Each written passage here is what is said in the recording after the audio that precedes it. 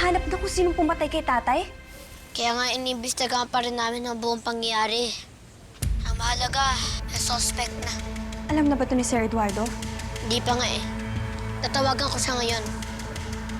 Hihingi ako ng legal assistance. Dapat mo talagang tutukan yung legal procedures, kuya. Tulad mo, hindi ko rin pinagkakatiwalaan niya si Chief Vasquez. Hindi ako judgmental na tao, Rain. Pero, iba talaga ako tungkol sa kanya. Hindi kita masisi, kuya. Sablay na siya at ang team niya sa preliminary investigation.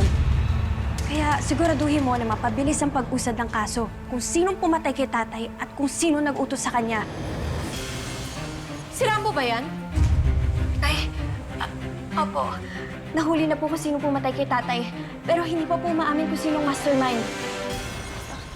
Nay, Nay, sa bakas, nabibigyan na po ng hustisya si tatay. Pwes, sino? Sino bumatay sa tatay nyo? Ha? At saka bakit niya pinatay ang tatay nyo? Ano bang kasalanan ni Gregory? Nay, tama na po. Ano? Sino? Ang bait na tatay nyo para gawin niya to! Iniimbestigahan pa rin po siya, Nay.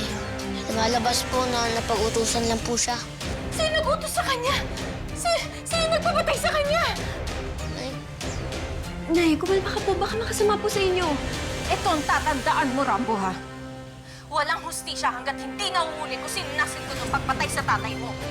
Hanggat hindi mo napapaamin yung mga hayop na kriminal na yan, huwag kang aasa na magiging parte ka pa ulit ng pamilya namin.